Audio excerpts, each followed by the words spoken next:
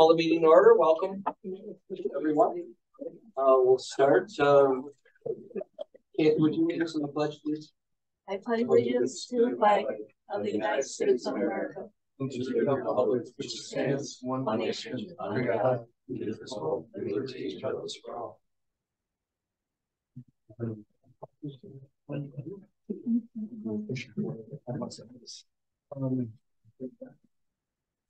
And a motion that we approve the regular board meeting agenda for June 20, 2023. So, all in favor? Okay. Anyone opposed? Thank you. Entertain a motion to approve the regular board meeting minutes for June 5th, 2023. Second. All in favor? Aye. Anyone opposed? Unanimous. Thank you.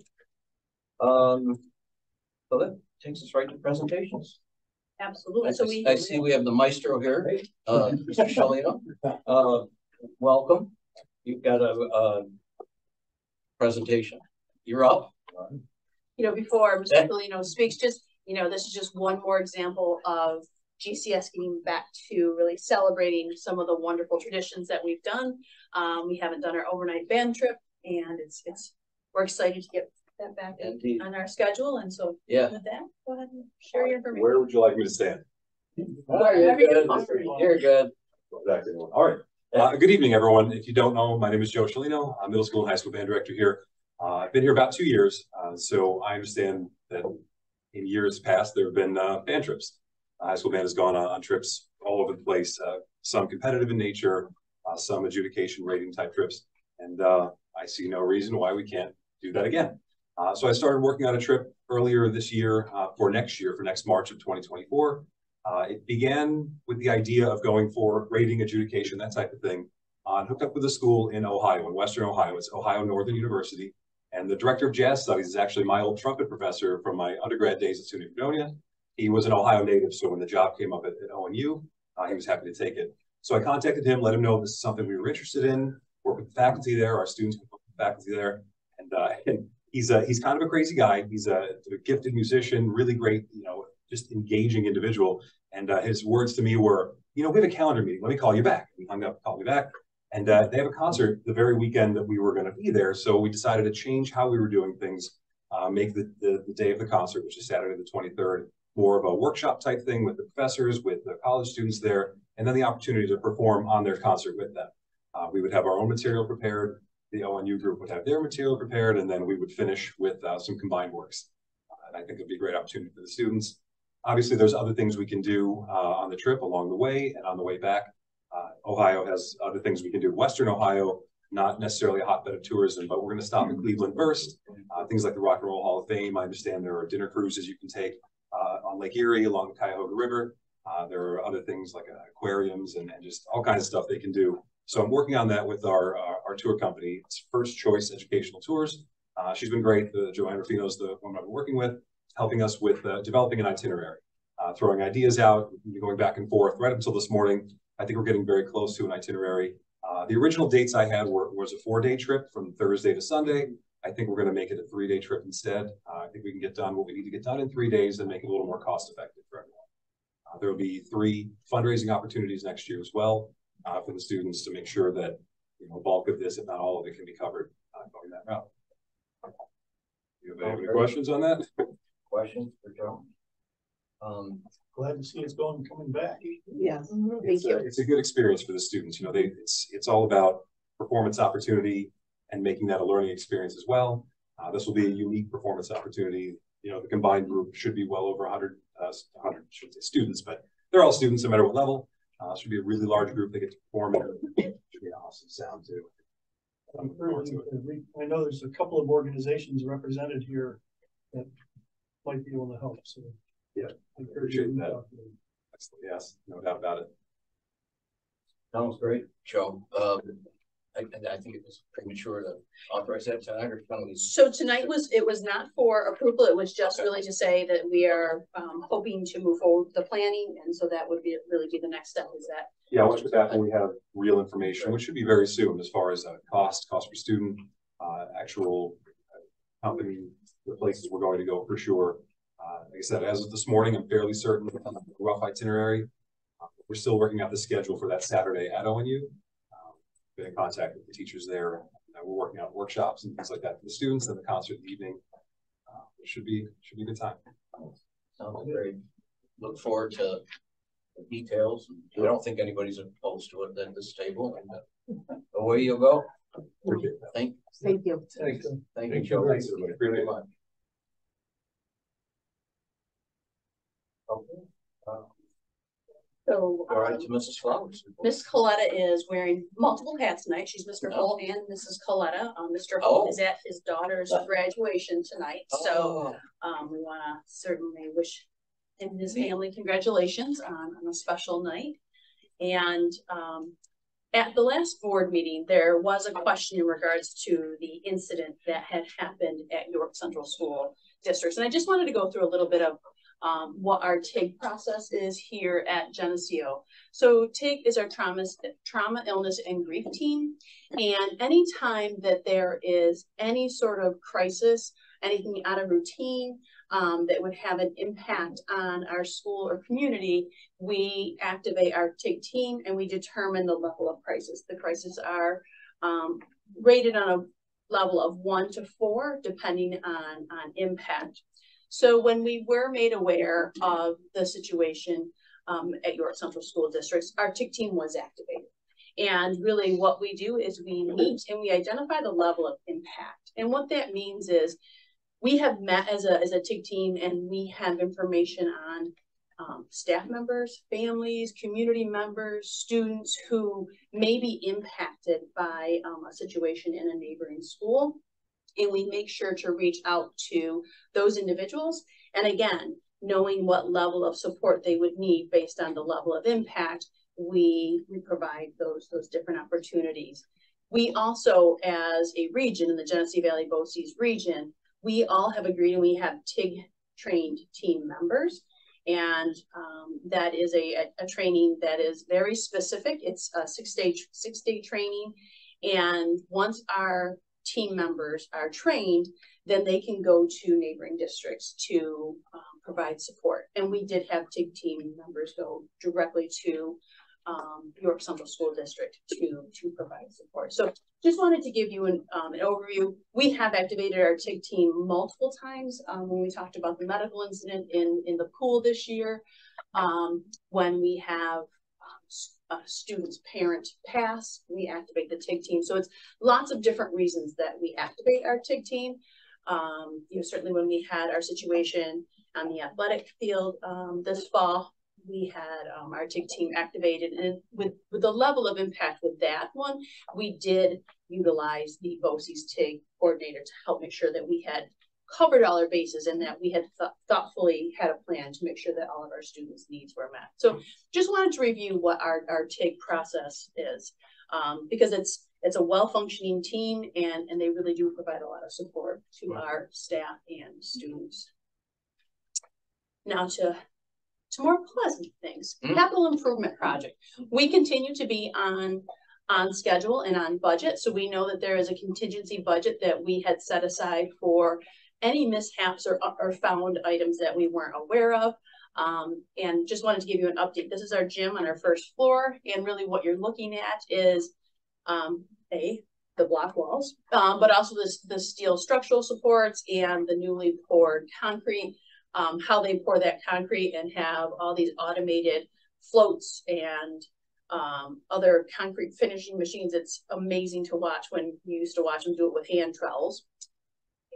This is our stairwell, and what you see is that they've made them much wider. We really anticipate that these will be much more widely used with people going up and down to our gymnasium. And there'll be some natural light in our stairwell. Our site work out back. So if you remember, we're adding additional parking spots to our parking lot back there. So site work is continuing out there. And then we had to move the lean-to. This is for the operation and maintenance department. This is where they keep some of their equipment. And when we moved the lean-to the farthest part of our property, we were able to have a concrete floor installed for them. So that will really help keep equipment clean and organized. And you know, I'm sure you've noticed that as Mr. Davis's #1 goal, he is one that likes to keep things very neat and organized. And really, the facility has looked great. The mowing, the weed whacking, and I know that will continue. And now we've given him a better space to store his machinery. So we've talked that the playground had its inspection in August, and there were many items that were found to be unsafe, and we've had to remove some of those items. So Mr. Van Epps and I have worked with the architects to plan our new playground rendering. As I had mentioned earlier, you know, costs certainly significantly impacted this, and we had to scale back what we originally had planned. But what you do see is we will now have an ADA accessible sidewalk to our playground. The blue that you see in the playground, that is that rubberized matting. I don't know what the technical term is, but what that will also allow is ADA accessibility to all of the different playground items. The larger item is for students in grades 3 through 5. The smaller item is for students in K through 2nd grade, hopefully UPK, if we could ever move our UPK here. And then in the background, you can see the swings. The swings are a very important item. We had really hoped to level out much more of the area back there and make the playground bigger. And unfortunately, we were just unable to afford that. And we will be paying for this out of our ARP funds. We had allocated that in our ARP funds when this was removed from the original capital project, when we were originally over budget.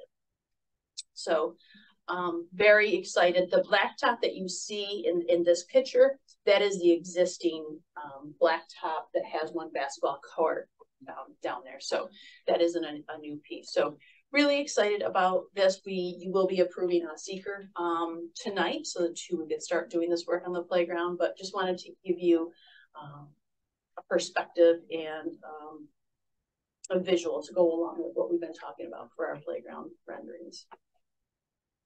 So as I talked about in our contingency budget items, we knew we had those budgeted items that we were hoping for. If there was anything throughout the process or project that came up that we hadn't allocated funding for, we made sure to keep money set aside. We're now getting close to the end of the project.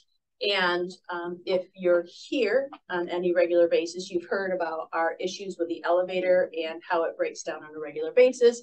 And it really is not safe for people to be riding. So we are in the process of rebuilding that. And that was part of the original project. So that was included in the plans.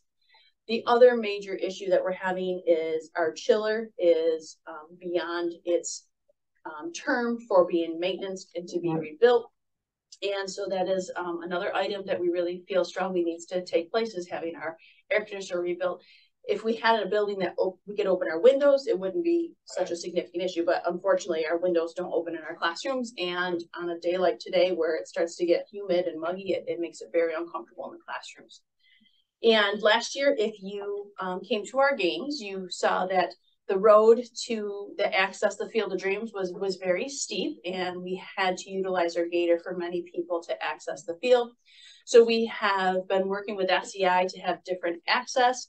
So what you're looking at is an aerial view, and you can see the speckled part. That is where the driveway is and around the press box. And then you see the 2 bridges that are heading to the bleachers, and we are expanding the bleachers. The blank space at the top of the bleachers, that would be a standing area, and that would be wheelchair accessible area. So a little bit different perspective. You can see this is like if you were at the school, the first picture, and you're looking out and you can see the arch. Those would be the beginning of the bridges headed to the bleachers. And then the next picture on the right in the upper corner, you can see these are smaller pictures, but that's the bridge. It just has some decorative geneseo. That part of the plan has not been completely planned. What we really wanted to show was just that there was better access to the field, and that anyone who was in a wheelchair now had prime viewing opportunities at our facility. So excited to see this move forward. It will not be done in time for fall sports. So once again, we will have another season of having people access the field with gators. You know, I'm not sure the timeline on the parking lot, because if the parking lot is completed, then at least people can drive down and view the field from their car. So I don't have the date of the parking lot completion at this time, but hopefully that would be something that would be helpful to our families who have difficulty navigating that steep road. And then our capital improvement project, you know, that consists of the HVAC controls and our LED light replacement. The LED light replacement that was completed in March, and they are currently in the process of, I believe all of the elementary is now on a new system, and we're working on the middle school, high school. And due to cost, it was included in the EPC, and our annual capital outlay project was to update our controls. So, you know, what we really have trouble at times is our board communicating with our classrooms, communicating with the chiller, communicating with the heating units. The computer will tell us that, you know, a classroom is 68 degrees, and you walk into that classroom and it's certainly not 68 degrees. It could be anywhere from 50 degrees on up to 80. So really looking forward to have the ability to keep our classrooms and our learning spaces consistent. You can't learn when you're cold, you can't learn when you're too hot. So it may sound like a simple initiative, but it really is important to make sure that we have those optimal instructional opportunities for our students. And the end of the year, I really want to thank our staff. They have spent so much time planning activities, activity days, field days, wellness days, moving up ceremonies. Kindergarten graduation was today. I know Mr. Chinelli was here during the middle school, high school wellness day.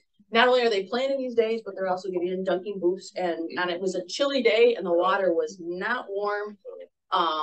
But to walk around and see all the different activities that they had planned for the students, it means a lot to have a faculty and staff that cares as much as they do. And we've had a great end of the year. So Allison, please tell everyone thank you on behalf of the board and myself. And then this time of year is always a difficult time of year. We say goodbye to some people who have devoted a lot of time, effort, love, passion to our Geneseo students. Teresa Miskell, I believe, is 33 years as a speech and language pathologist. Brenda Abrams, middle school, high school special education teacher in the last couple of years, was a reading teacher. Marie Casada, would she tell me 31 years as a bus driver here, not as a bus driver, because she worked in different positions here at Geneseo, and was one of the recipients to have the yearbook designated towards her. So just, you know, really want to thank these three individuals for all that they have given to Geneseo and to the families and the students here. And GCEF, once again, they did their Greetings of Gratitude project. And what's great about this project is they really want to make sure that it's a meaningful card. So the art was completed by Jasmine Rosalski, and then the layout of the card was completed by Samantha McDonald. So truly a student-inspired project, and over 360 postcards were sent to GCS staff. Just a wonderful opportunity to thank our staff for all the things that they do for our students. And then we do have 3 members of the Board of Education who are, this is their last board meeting. And, you know, despite the salary being so tempting as a board member, just really do want to take the time to thank you all. The role of a Board of Education member is one that can be thankless at times. You no longer can go to the grocery store sometimes without being asked questions. Anytime that you're at a sporting event, anytime someone sees you as an opportunity to maybe ask a question or lodge a complaint. So on behalf of myself, the administrative team, and the other board members, I want to thank you for your service and your dedication to GCS. You were all strong student advocates, and we are better for your service. So thank you for all that you've done for us and Geneseo. Thank you so much. Thank you.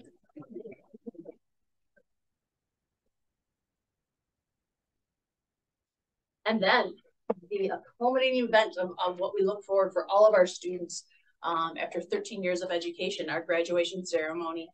And this year it is on Saturday at 11 a.m. We are at the SUNY Geneseo Union Hall for reasons that I spoke of. One is that our chiller is not consistently working, and we were concerned if we had graduation here and it was a warm day on Saturday and the chiller wasn't working, that it would be very uncomfortable for our students and their families to enjoy the ceremony.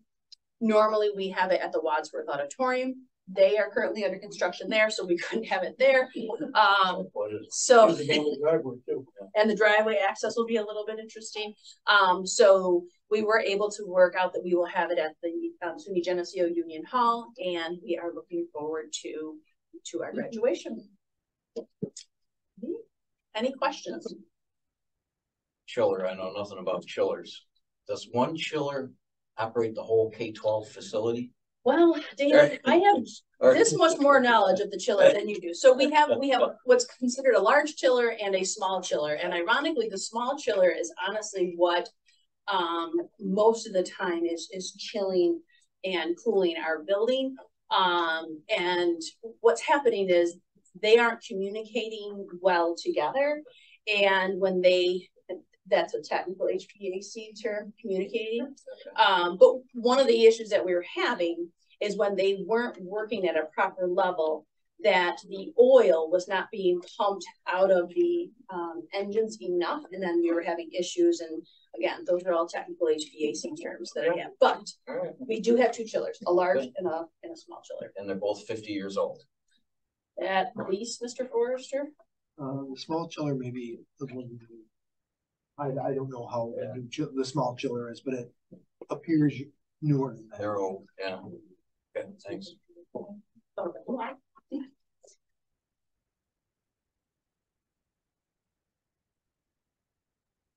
Just glad to go double duty. Well, we can connect to that with Bluetooth and control it from here.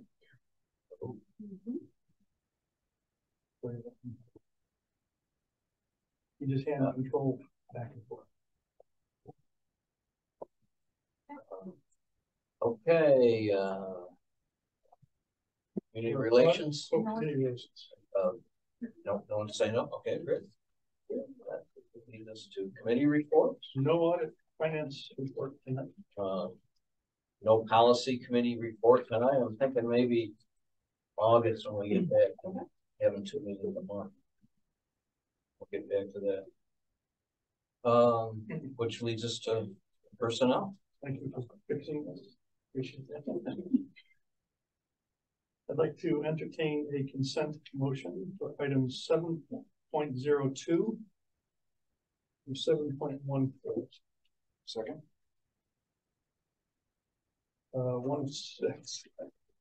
16. 1.8. Yeah. Okay, I guess it not quite. We had some additions. 7.18. Okay. Okay. Any questions on any of those? 7.18 is not there anymore. Is that? No, 7.18 is on there. Oh, Yeah. It is. Oh, It's just not in the front. oh. Summary section. Okay. That's the designation. Okay. Okay. We all good? All in favor, say aye. Aye. Anyone opposed? 7.10 is in there for me. And I guess on the rest. Thank you. Which one, Julie? I'm sorry. 7.10 is a no. Okay, thank you. Okay. So we're good on that?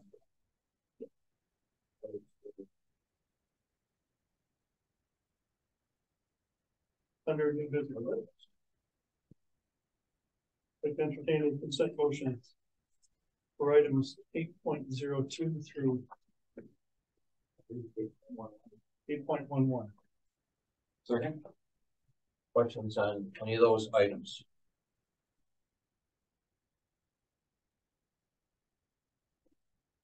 Not from Okay. Good, okay. All in favor, say aye. Aye. Anyone opposed? Unanimous, thank you. And, under business office, and I've been seeing a consent motion for items 9.02 to 9.04. Second.